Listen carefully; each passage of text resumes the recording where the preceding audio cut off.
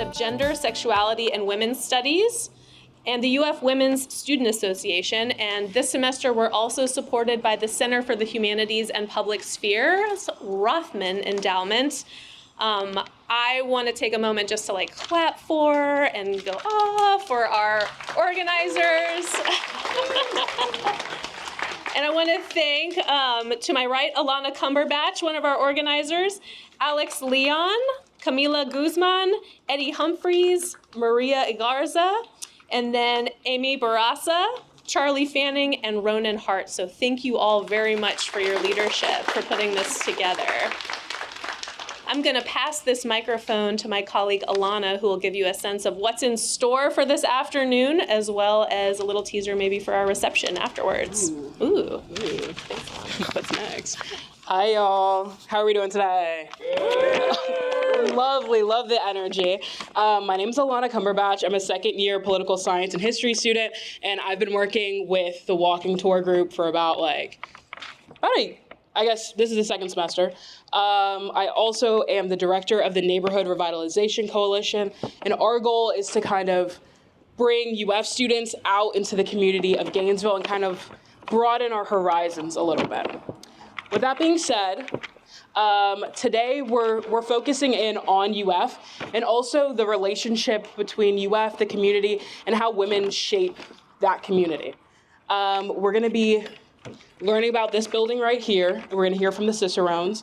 We're going to look at, we're going to go stand across at the stadium lawn, and we're going to just learn about that reciprocal sort of and fluid relationship between UF and Gainesville and how female activists have paved the way for us here on campus. And then we're going to end it at Usler Hall, which, if you don't know, is home to the Department of Women, Gender, and Sexuality. And we'll have a little reception with some sweet treats from Upper Crust. So, you're right? Yeah, I see your faces out there. We're excited, right? Good job coming today. So I just want to say thank you guys all for being here today. It really means the world to us. We saw 82 RSVPs and we're like, oh, look at that. 82 people want to come and hear us talk and also appreciate the work that we do. So thank you guys. And now I'm going to pass the microphone off to Elena. And she's going to tell us a little bit about the Cicerones and how they started on campus. Thank you so much. Oh my God. Oh, sorry. Go ahead. Hi. Good afternoon, I guess. I guess it's 4 p.m. The days just fly by at this point. How are we feeling? Oh my God, you guys. That was kind of sad. Can we try that one more time? How are we feeling? That's so much better. Thank you. Hi, my name is Elena Ashburn. I'm a third-year political science and international studies double major. I'm a Florida Cicerone, if you couldn't tell by the uniform. But I'm also part of the Women's Student Association. So this is a really fun crossover event for my two involvements on campus for me. So this is really cool. I'm so excited to be able to talk to you all today about women's history and UF history and the building behind us. But to start it all off, I kind of want to give you a background on our university. So does anyone know what year UF was founded? Oh my gosh, I see some hands right here. 1853, but it actually wasn't founded in Gainesville. It was founded in Ocala as the Eastern Florida Seminary School. It was a religious school, and it was one of a couple universities in the state of Florida. And it wasn't until 1905 that the Buckman Act was passed, where we really created a consolidated state of university Florida system. And this is where we see the first creation of a women's institution. We see the creation of the Florida Female College, which actually later became FSU. And when UF was created as UF, it was a fully male, fully white institution. It moved to Gainesville here in 1906. Some of the first buildings built on our Gainesville campus are actually, you can see them if you peek around the corner. There are the Murphy dorm areas now. They didn't used to be dorms. They actually used to be all of the above. They were dorms, they were admin buildings, they were classrooms. So if you've ever lived there, I used to live there, so I always like to say this fact. Every single room is kind of laid out a little bit differently because they weren't dorms. So they aren't the same cookie cutter dorm that you might see in some of the newer dorms that we have here on campus. Each one is different because it has a really deep history here. Actually, those buildings and a lot of our other ones that are original to the Gainesville campus are on the National Historic Registry of Buildings. So that's really cool. If you're ever in that area, I highly recommend you read the plaques. A lot of people walk by them, but there's a lot of cool information about the history that those buildings have had on this campus. But to talk a little bit more about women, as I mentioned, UF was both a racially and a gender segregated institution for a long time. Women were actually not allowed to enroll as a full-time student at UF until started out as 1924. In 1924, women could enroll here only if there were some exceptions here. One, you had to be mature, which meant you had to be at least 21 years old. Two, the program you wanted to be in also could not be a program that was offered at the Florida Female College, or which later became the Florida Women's College. And so it had to be a program that was only offered here. And that meant that only really a select few women could attend this university. And the first woman actually enrolled in 1924, and she was in the College of Agriculture, which was really, really cool. UF actually didn't become fully coeducational until 1947, which is really, really late considering when, women got the right to vote and when a lot of gender segregation kind of ended. That is when women could become full-time students, sans, enrollment expectations. However, once women did get onto this campus, there were still a lot of problems. In fact, women couldn't wear pants until the late 1960s on our campus. They had to wear skirts every single day. In fact, the Women's Student Association way back then created an etiquette manual full of rules that the women were kind of forced to follow, which is super, super, super interesting. Even though at the time, that was the 50s and the 60s, times when we're thinking of women as, starting to get more rights, starting to get more educated, right? It was still very much so not like that here at UF. What does this have to do with the Cicerones, and why am I the one that's talking to you about this? That's a great question, because we, as an organization, actually played a really, really cool role in women's history here on our campus.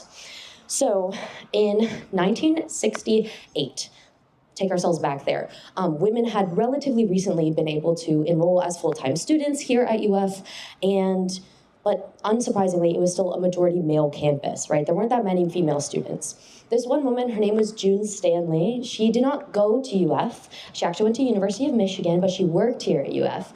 She saw a huge gap. There weren't a lot of female students. A lot of them didn't feel like they could come to this campus, right? We had integrated so late, given, the time period, and it just wasn't really a welcoming vibe. Not just for women, for all students, but especially for those female students. So what she did is she sought to create an ambassadorship program that would be those welcoming faces for these students who are thinking about enrolling, who are thinking about applying. And so she founded the Florida Cicerones in 1968. Originally, the Florida Cicerones were all women. It was actually a group of 24 students, all female students, and they would give tours, which is kind of what the Cicerones are known for doing now, hence why I'm giving you a tour. But they were the first faces that not just women were seeing, but everyone was seeing. And they were really seen as a push to try to get more women to come to our school, which is really, really awesome. They accepted their first male member into the Cicerones in 1973, and since then it has been a co-educational organization. And way back when, it was a majority male campus, right? Today, as we're sitting here in 2025, there are actually more female students on UF's campus than males on this campus, which is so crazy and speaks volumes to the amount of work that not just the Cicerones have done, but also our campus and our campus partners and our university has done to really try to make it a more inclusive space for all genders, which is so awesome. The Cicerones now are not just 24 people, we're actually over 270. It's a super huge, super diverse organization full of undergraduate students and graduate students who are just really, really passionate about ambassadorship on our campus. We are known, as I joked before, about campus tours. We are kind of the main organization that gives campus tours, but we do a lot more than that. And that has to do with the building behind us.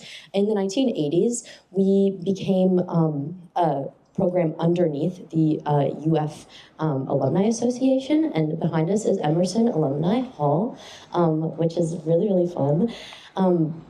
They are now the ones that not only fund the Cicerones, but they are in charge of giving us other ambassadorship opportunities. Now we help out with the president's office, we assist with his guests, and in the president's box during football games, and we also, through UFA, have created another relationship with another UFAA, the Athletic Association, and we assist with football recruitment as well. So we hang out with the football recruits, we introduce them to the campus. We are kind of the first students that they get to interact with and talk with and get to share our love of UF with them, which is so, so, so awesome. This is a really cool building for me personally because like I've met some of my best friends in this building, so like hashtag like I'm graduating soon moment, like upset. But if you want to learn more about the Florida Cicerones, I recommend you follow us on Instagram at FL Cicerones. I'm doing a passion project where I'm like going through and detailing a lot of Cicerones history because it's really, really cool because we played a cool part of, you know, integrating more genders onto this campus. So if you have any questions for me after, feel free to come chat. But yeah, that's all I have to say. Thank you so much for listening. Yeah, question. Absolutely, great question. So Cicero was a Roman statesman way back in the day, and when June Stanley was creating the Cicerones, she knew that she wanted them to be storytellers because so much of what we do is tell stories. We tell our stories, we tell the stories of our campus, and the stories of the Gators that came before us, and hopefully the Gators that'll come after us, right? And Cicero, the Roman statesman, was an orator. He was a storyteller. So by naming us the Cicerones, she wanted us to be storytellers for this campus too. So yeah, of course. Any other questions? That means I must be great at my job. Just kidding. Thank you so much for this platform, for letting me talk a little about an organization that I love, a university that I love, something I'm really passionate about, which is women's history. So thanks. Thank you. Lovely. Thank you so much, Elena. That was great. Okay, so we're gonna take on a really big challenge. Okay, are we with me? We're gonna cross the street. So we're gonna be walking like around here. You'll follow my lead. It's like, you know, ducks in a row or whatever. You'll follow me. We're gonna cross the street together, hopefully, and we're gonna make it across safely. That's a promise. As we're walking, feel free to chat with someone. Try chatting with someone new, and maybe mention something that you didn't know until Elena pointed it out. All right, break. Let's go.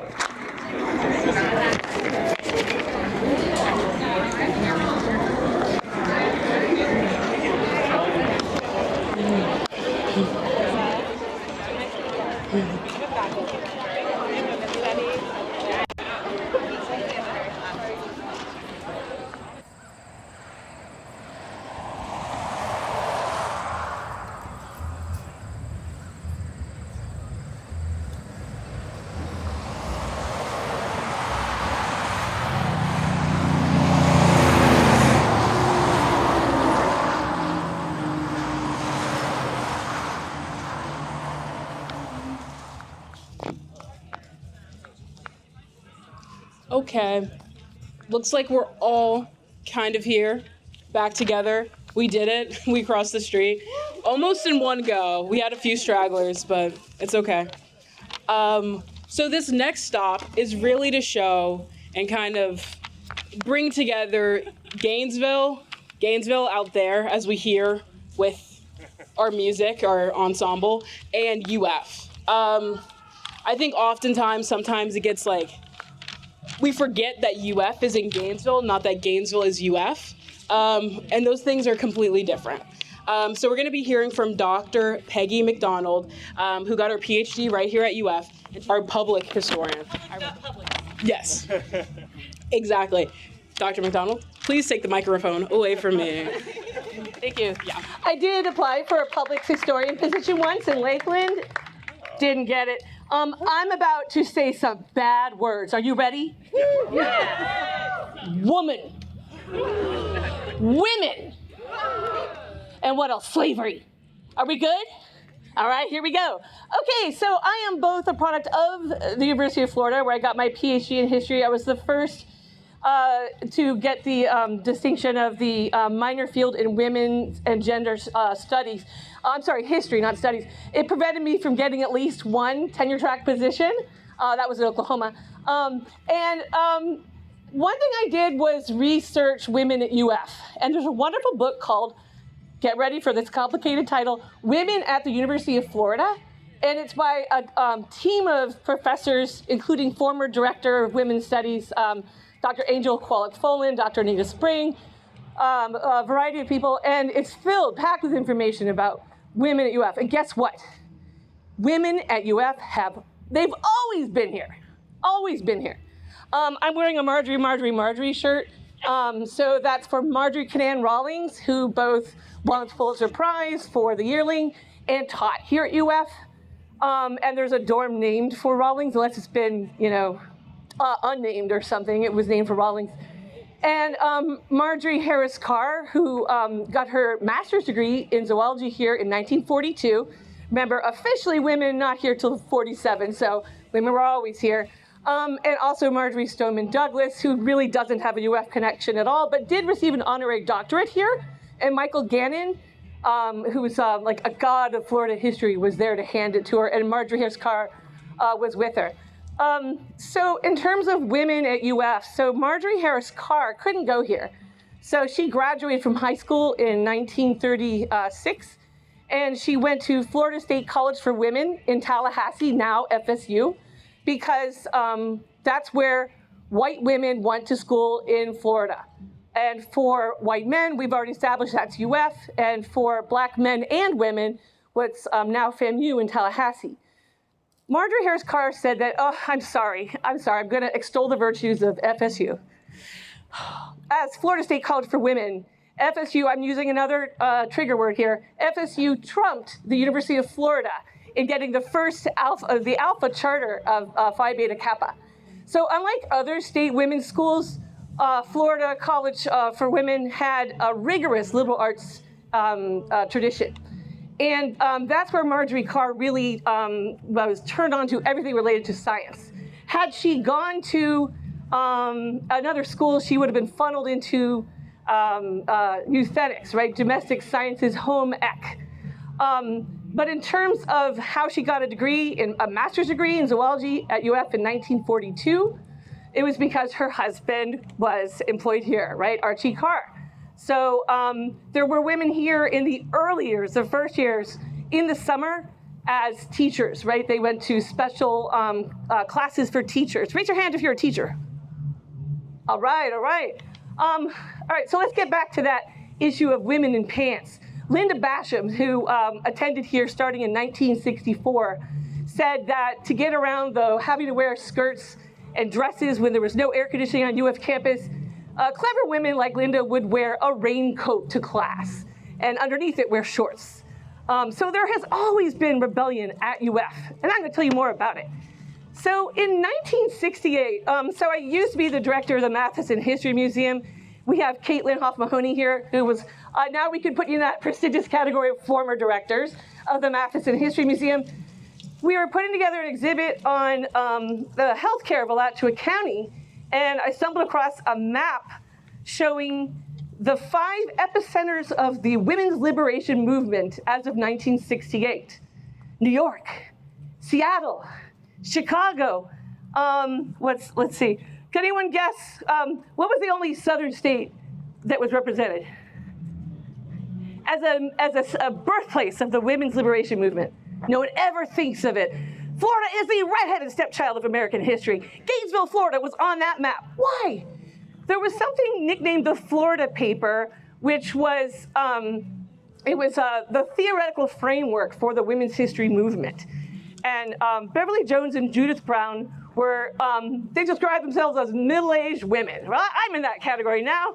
I like being older and wiser. I'm closer to death, but hey, it's fun. They were here because they were members of Students for a Democratic Society, so they were part of the anti-war movement. They were part of the civil rights movement. And they realized, like every woman who participated in these movements in the 1960s and 70s, that they needed a separate movement because they were expected to make coffee, not policy. Women were funneled into secretarial positions. Stokely Carmichael famously answered when asked, what is women's position in the civil rights movement? He answered, prone. So in Gainesville, this document, this is not an original. But this document was mimeographed. Anyone here old enough to remember a mimeograph, to the smell, the wetness, the feel of that paper? Mimeographed copy of the toward a female liberation movement nicknamed the Florida Paper. So this provided the language, the theory behind the women's liberation movement. It's why it put Gainesville on the map, the US map, as one of the 5 epicenters, birthplaces of the women's liberation movement. And it's filled with gems. Would you like to hear a little bit from this? All right, all right.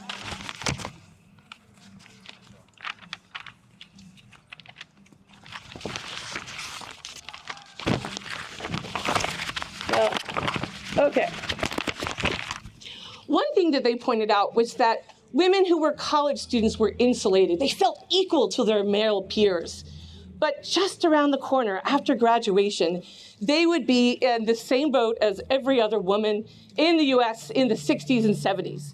Now, they described in this little document that position as akin to slavery. They said if you were to take the words black and white and substitute them with female and male, it would be the same situation of subservience and a need for revolution. So here's how they described the situation for women who were in college. So that the female student feels like a citizen, like an individual among others in the body politic, in the civil society, in the world of the intellect. What she doesn't understand is that upon graduation, she is stripped of her public life and relegated to the level of private property. Enslavement is her farewell present. As things stand now, she is doomed to become someone's secretary or someone's nurse or someone's wife or someone's mistress. From now on, if she has some contribution to make to society, she is expected to make it privately through the man who owns part of her. I'm gonna find another little juicy nugget. I protest lecterns. We really don't need one. All right. All right, I'll get it in a minute. Okay. Oh, thank you. It's so kind of you. Thank you. All right, here's something juicy we still haven't achieved in the year 2025. Equal pay for equal work has been a project poo-pooed by the radicals, but it should not be because it is an instrument of bondage. If women, particularly women with children, cannot leave their husbands or support themselves decently, they are bound to remain under all sorts of degrading circumstances. In this same line, college entrance discrimination against females and job discrimination in general must be fought no matter what we think about the striving to become professional. A guaranteed annual income would also be of direct relevance to women. And in the year 1968, before Roe v. Wade, it is hardly an exhaustive list. I must mention abortion laws. All laws relating to abortion must be stricken from the books. Abortion, like contraceptives, must be legal and available if women are to have control of their bodies, their lives, and their destinies. And we see history repeating itself. I'm going to stop on that moment, on that little note. And in this moment where we are reliving the past and considering whether women's studies is too controversial to be on campus. Are there any questions?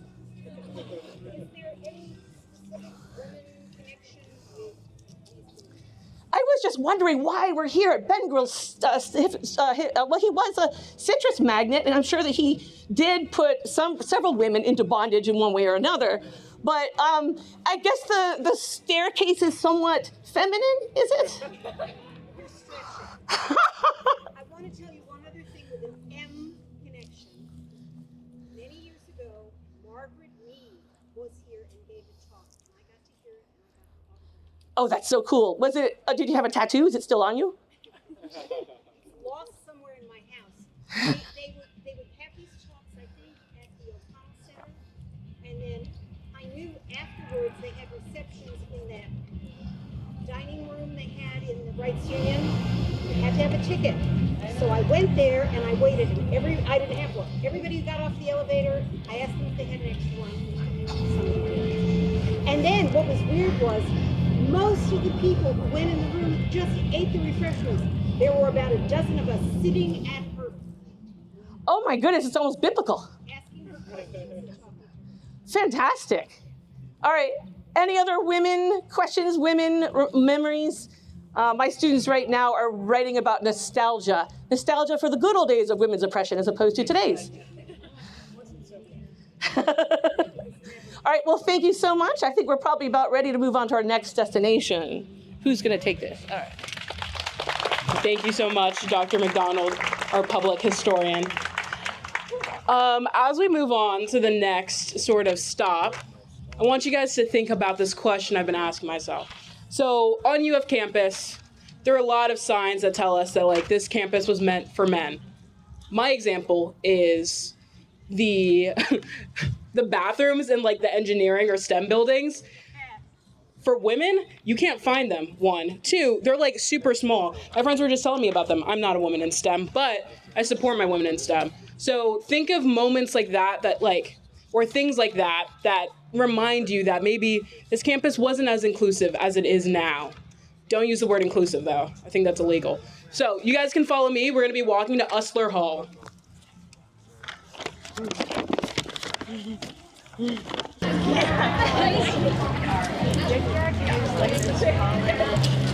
This was the one, obviously this was the woman's gym. Yeah. My mom. We're gonna make the big cross again. But yeah, you know, things like that. I also do student athletes. Oh, And good. Some of my my women athletes, they'll tell me like, oh, our facilities compared to the men's facilities are so bad. I'm going to talk about that if I can have a minute. Yeah, we're at of course. because I wrote my master's thesis Yeah. on the women's track team in 1972-73. So it would raise people's hair. Yeah, and you know, Anytime you have one of those athletes, refer them to me. Women's gym.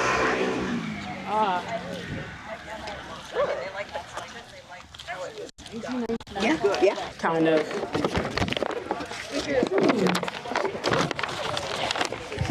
So what did we think about? What were we thinking about? What were ways that women are kind of excluded from campus? Or signs, telltale?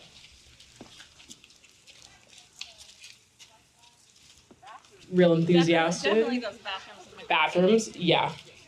Yeah. And they're also like kind of outside. I'm like, how'd we get there? How'd we get there? Anyone else? Thoughts, feelings? Well, I'm gonna hand the microphone off really quick to Helene, because she has a really interesting story about this very topic. She's not a part of our tour, technically scheduled, but I'm making an exception. Thank you. Yes. My name is Helene Ryan, and I was a graduate student here in the early 1970s, and I was a student right here in the women's gym. I was getting a master's degree in physical education, and this was our gym. And at that time, it was in terrible condition. The floor was awful when we did dance in there or basketball. It was all rickety and very bad. The lockers were awful. The bathrooms were in poor condition. So it was a pretty dismal place to be. And I wrote my master's thesis on the women's track team, 1972, 1973. So there was a women's track team. It was an NAIA. It was not NCAA yet. Women could not get scholarships. They got a little bit of money maybe for their books. When we traveled, and I traveled with the team, when we traveled to all over the Southeast, Tennessee, Kentucky, in the state of Florida, we took vans. The men's track team took the plane. It was very unequal. It was very, now we would say rinky-dink, but we had very nice, we had good athletes. The women were able to use the track at the same time as the men, and the men's track team was very supportive of the women. But the conditions were nowhere near equal. And you can read my thesis. It's here at the University Library. Thank you. Thank you so much. Yeah. What's the title of the thesis? The title of the thesis is the anthropological study of the women's track team.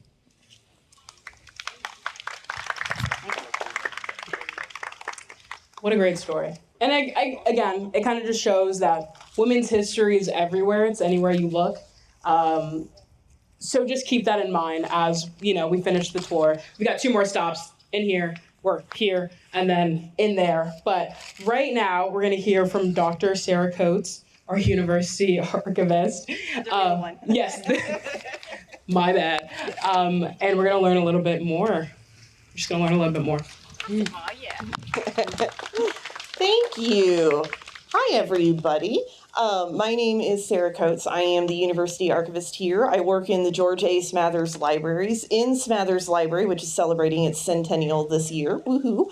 And I'm going to talk to you guys a little bit more about what Elena was talking about with women's coeducational history here on campus, but also a little bit about the Florida Legislative Investigation Committee, which is also known as the Johns Committee. So I'm going to start with some of that early women's coeducational history and expand a little bit on what Elena has already told you. So great job, Elena, if you're still here. Yay, good job. So as Elena was saying, we were coeducational in our predecessor institutions. So all those little small state institutions that were here before the universities were merged into those 3 larger state university systems, FAMU, the Florida State College for Women, which is now FSU, and UF. When the Buckman Act was passed, that abolished coeducation across the white-only campuses with UF and the Florida State College for Women. That was in effect, as Elena said, up until 1924, when a woman, interestingly, was the person who wrote the bill to get it through the Florida legislature to allow women who were, as Elena said, over 21, could not get the degree that they wanted at the Florida State College for Women and had completed 2 years of college successfully, could apply then to become students here at the University of Florida. Prior to 1924 and after 1924, the only time that women students were here was for summer classes. So they would come in for the summers. They were able to attend classes, usually mostly for continuing education for teachers. That was generally what those female students were doing. After 1924, the first student, as Elena said, was Lassie Goodbread Black. She was in the College of Agriculture. She did not graduate, though, in the early 20s. She actually left school, went on to become the county home demonstration agent in, I believe it was, oh gosh, the name just went right out of my head. Sorry. It was in a local county. I apologize. I forget which one it is. And she was one of the folks who actually implemented the, hey, you guys should really do water fountains instead of having a bucket with a shared dipper in like the local schools that everyone was drinking out of a shared dipper. Yeah, gross. She did eventually come back to the University of Florida and graduated with her degree in agriculture in 1940. Now, the university continued on this path until 1947 when white women, were admitted as full-time students here at the University of Florida. There were 601 women who joined in that very first class in 1947. Generally, they say that they had a good experience, that the men were generally very happy to see them, that they were treated well, etc. Their living conditions were not necessarily great because the women's dorms were not built until 1950. So prior to that, from 1947 to 1950, the women had to live in off-campus housing accommodations, which were generally not in great condition. They were run down if they weren't able to live with their family. When these women came here in 1947, there was a lot of controversy that was written about in the Florida Alligator, which you can read online, about some of the men who were like, we don't want women at this school. And then there were other men who were like, yes, we want ladies to come here because we're tired of having to drive up to Tallahassee to go see girls. Yes, that is something that they said. So, but the university did not admit Black women until 1959, when we had a master's student, Daphne Duvall Williams, who was the first Black female student to attend here. The university desegregated their graduate and professional programs in 1958. The undergraduate programs did not desegregate until 1962. So our first Black female undergraduate student was Johnsenia Williams. She did graduate from here. She was one of the first 7 Black undergraduate students and one of 2 to actually graduate from that original class of 7. Now, Elena mentioned the Women's Student Association and the coeducate. We do actually have these in University Archives, so if you want to come and read all of these rules, regulations, and restrictions that the women students wrote for themselves, these were published by the women students. They were done in consultation with the Dean of Women at the time. Her name was Marna Brady. We do have them. You're welcome to come and look at them and be intrigued or enraged, depending upon your attitude towards what these women put on themselves for restrictions. A couple other things that I wanted to mention here is also the Johns Committee, the Florida Legislative Investigation Committee. So this was a committee that was formed by Florida Senator Charlie Johns in the mid-1950s. He founded this because this was during the McCarthyism era, the Red Scare. They were bound and determined to hunt out all of the communists that they were just convinced existed on university campuses here in the state of Florida. Charlie Johns started his investigations, and guess what? He didn't find any communists. So he was upset, wanted to maintain his power because he liked being able to march into these campuses and do as he wanted. So he decided, okay, fine, we're going to also still look for the communists and the Marxists, but now we're going to expand to, again, using the parlance of the time, we're going to root out the homosexuals in the state of Florida in the college and university system.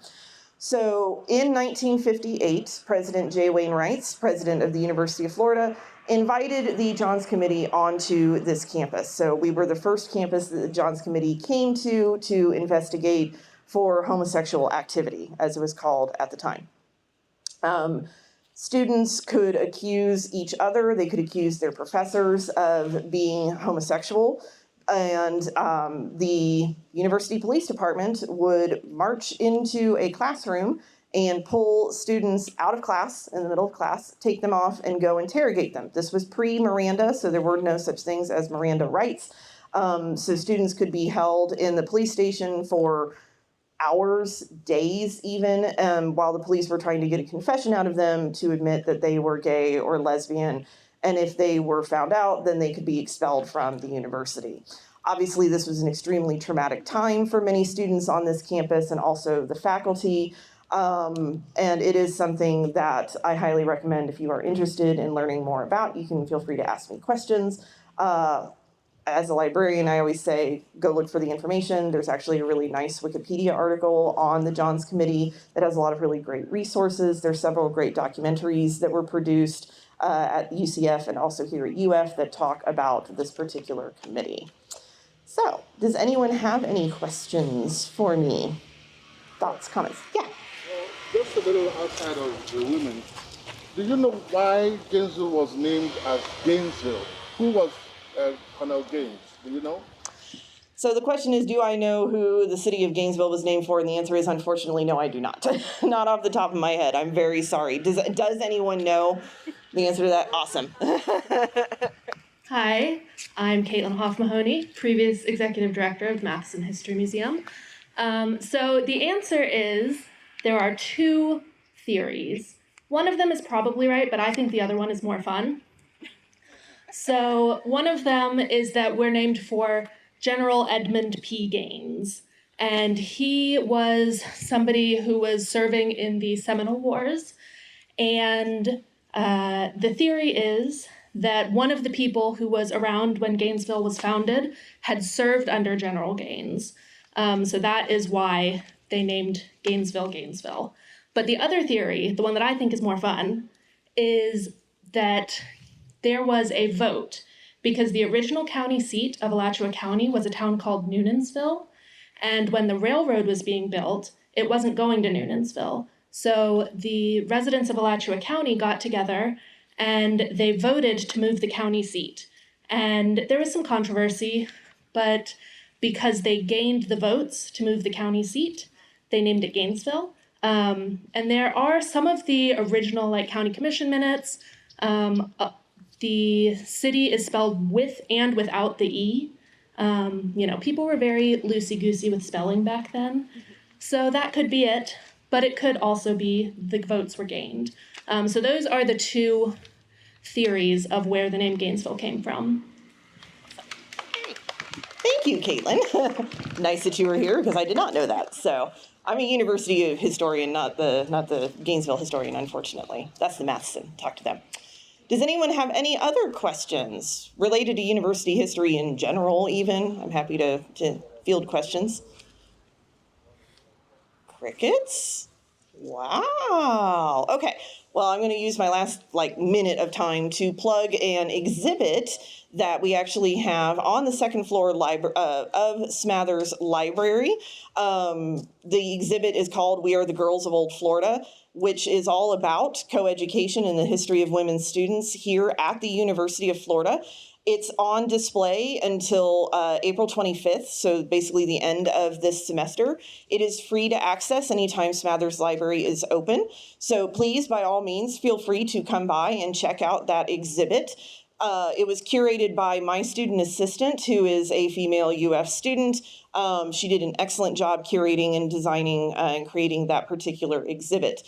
We are also doing a talk about the development of that exhibit on Monday, March 31st in room 100 of Smathers Library. That will take place at 3 o'clock. So if you are interested, you are more than welcome to swing by and listen to my student and I talk about the development of that particular exhibit. Thank you all. Thank you so much. Okay. First of all, if I had to come to UF only during summer semester, I wouldn't be happy. I wouldn't be happy. With no air conditioning. That's what I'm saying. No AC? Pass. Yeah. So we're on to our next and final stop inside of Usler Hall. So we are gonna turn, and this is our easiest walk of the day. We're just gonna go through the doors.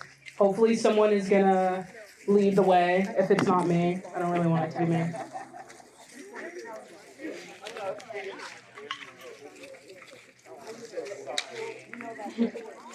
I have heard one of the Good. Thank you.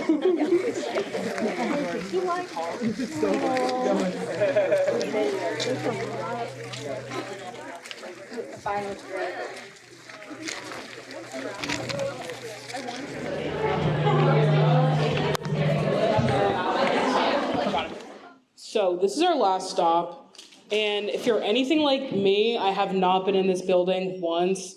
So it's kind of cool to see a new building on campus and also see a building that represents women's history here at UF. And I'm going to be passing the phone off to Dr. Barassa and also to Dr. Alyssa Zucker. And they're going to tell us a little bit about this building and also about the Gender, Women's, and Sexuality program. Women's Gender. Hello, everybody. It's so wonderful to see you. I know I already learned a lot. I hope you did as well. So I'm Alyssa Zucker. I'm the Associate Chair of the Department of Gender, Sexuality, and Women's Studies, and it is my pleasure to welcome you to Usler Hall. As we've already heard, this building had a history of being the women's gym from shortly after coeducation. It was originally built in 1919. I'm actually not sure what it was before it was the women's gym. But my understanding is that it had been in a state of disrepair for a while after it stopped being the women's gym, and that it was pretty heavily renovated before our unit moved into it. Yes. Yeah, okay. So it was already in bad disrepair, and then it was unoccupied and got in worse disrepair. So on September 29th, 2006, there was a dedication held to rename this building Usler Hall. It has the distinction of being the first building at UF, first academic building at UF that was named after a woman. And it was renovated based on the generous gift from Catherine Chacon Usler.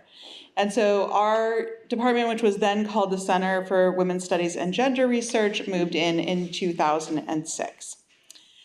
I want to tell you a little bit about what's going on in our department currently, and then my colleague Dr. Barasa is going to talk some about the history. So right now, our unit is a little bit small. So we have about 10 or 11 full-time faculty. We all work either on this floor or upstairs for our offices. But amazingly, for a faculty of this size, we have over 500 degree-seeking students with us every year. So pretty impressive, if I do say so myself. At the undergraduate level, we offer a major in women's studies, and there's the opportunity to just do that general major or to do one of 4 specializations, which include things like a specialization in health equity or one in race, power, and social justice. We also have 3 long-standing minors. So there's a minor in women's studies, a minor in theories and politics of sexuality, and then a minor called health disparities in society, which is at times the largest minor in the College of Liberal Arts and Sciences. And that's where some of our heft comes from, is that we have a lot of pre-health students who come from not just the College of Liberal Arts and Sciences, but across the university, who are really interested in having health equity be part of their focus. We also, just as of this year, now offer 3 different certificates that are 9 credits each and include things like a specialization in violence against women. At the graduate level, we have a fully funded master's program, so you can get your Master's of Arts in Women's Studies with us. We also offer 2 different graduate certificates, so students who are enrolled in other departments across campus can do kind of like a minor at the graduate level with us. And I've been so pleased just on the tour so far. I've seen some of our majors, many of our graduate students. I just met someone who is an alum of our health disparities minor and is currently in medical school here at UF, so that's pretty cool. So one of our goals as a department, and we also still have a center, is to be a really vibrant hub for people thinking about women, gender, and sexuality all across the university. And so we're super pleased to have gotten to co-sponsor with SPOP and Beyond 120 to welcome you all here today. I'm happy to stick around during the reception part and talk to anybody who might be interested in learning more about our programs. And now it is my pleasure to turn things over to my colleague, Dr. Barasa, who is primarily in Beyond 120, but also is an affiliate faculty of our department. Thank you so much, Dr. Zucker. Thank you so much for welcoming us into your beautiful space. Yes, I'm Dr. Emi Barasa. So glad that you were able to join us today. I'm a faculty member in the Beyond 120 program, also affiliate faculty in Gender, Sexuality, and Women's Studies, and one of the many fabulous organizers of this 4th walking tour. Now, what I am not is a naturally gifted storyteller. And we had some really good ones today. So bear with me, put my blazer on. It will not give me eloquence, but at least it will give me a little bit of courage. I'm gonna tell you a little bit about the history of the department that is today Gender, Sexuality, and Women's Studies. Now bear in mind, I was not here, but did a little bit of research, and it is really an honor to convey some of those key milestones and everything that had led to this program still being here today, vibrant and making an impact on our campus. So, the department moved here in Ustler Hall in 26, but its history and impact really predates that. Actually, the department is going to celebrate its 50th birthday in 2027. Give me a ooh, ah. Yes, yes, yes, yes. But it actually started in the 70s when English professor Irene Thompson taught what we could think of as UF's first women's studies course. She taught a course entitled Images of Women in Literature from Ovid through Norman Mailer. It was focused on women's perspectives in literature and drew almost 400 students to the first class. Boy, I wish my classes enrolled that easily, don't you? Irene Thompson, she then organized and collaborated with 5 other faculty members to establish the Women's Studies program, the foremother of the current department in 1977. And these faculty members represented 6 disciplines across the social sciences, behavioral sciences, humanities, as well as health sciences, really laying the foundation for the vibrant interdisciplinary community that we see here today. It's laid the foundation for a deep and ongoing commitment to rigorous, engaged teaching and research, and also has created a vibrant intellectual community here at UF around the study of gender and sexuality. Over the years, this department has hosted speakers like Gloria Steinem and Flo Kennedy. Give me another ooh, ah. If you don't know who these people are, you gotta write them down and Google them later, okay? And it has also earned countless, and by countless I mean countless, check the department history page, grants, awards, honors over the years. They are doing awesome work. So, a couple milestones from the creation of the Women's Studies program in 1977. Fast forward to 1994, this became a Type 2 research center, so important stuff, that was then renamed and still is today the Center for Women's Studies and Gender Research. It also found that same year in 1994 a permanent home within the College of Liberal Arts and Sciences. The biggest, and not biased here, but you know, greatest. Sorry, controversial stuff here. Come and talk to me later. College here at UF. And then in 2016, it became officially a department, which, you know, in higher ed administration and jargon is a really big deal to get that status. It also expanded its name to Gender, Sexuality, and Women's Studies to really recognize the ongoing work and research that was already being done on both gender and sexuality and the intersection thereof, okay? So I'm gonna conclude my little bit of storytelling here, but also the tour more broadly really is an honor to bring this to a close. And it seems very fitting to conclude with a few quotes from Dr. Gerda Lerner, because she was both a prolific scholar of women's history and one of the founders of women's studies as a discipline as we know it in the US today. Lerner said, quote, "Women have always made history as much as men have, not contributed to it. Only they did not know what they had made and had no tools to interpret their own experience. What new at this time is that women are fully claiming their past and shaping the tools by means of which they can interpret it."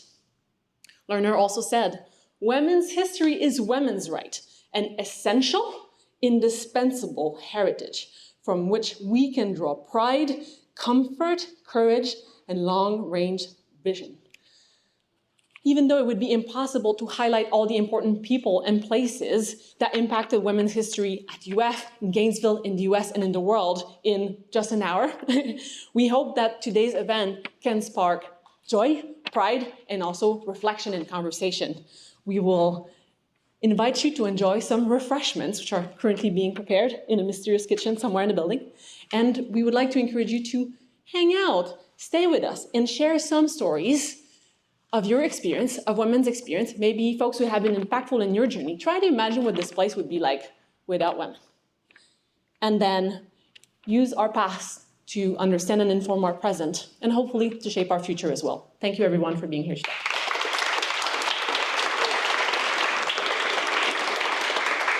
Dr. Olatundo, question? Yeah, I attended a webinar not too long ago, and the statistics say that there are now more than 60% female students across the United States of America. When this place started, it started with 600 male students. Now we have gone to a point where there are more female students across the university. What do you think is the implication of that for the future? Wow. I'm answering that with what qualifications? I don't know. With my personal beliefs, I guess. I think it shows you that when women are actually given the space and the opportunity to contribute and take their place, they do. And that it's been important to dismantle those barriers and to continue doing so. So that's what I think, Coley. But would love to hear what other people think over some sparkling water. How does that sound after a long walk in the heat? Okay, thank you.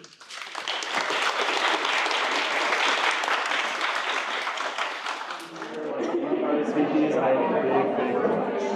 Firehouse subs, liquid chips.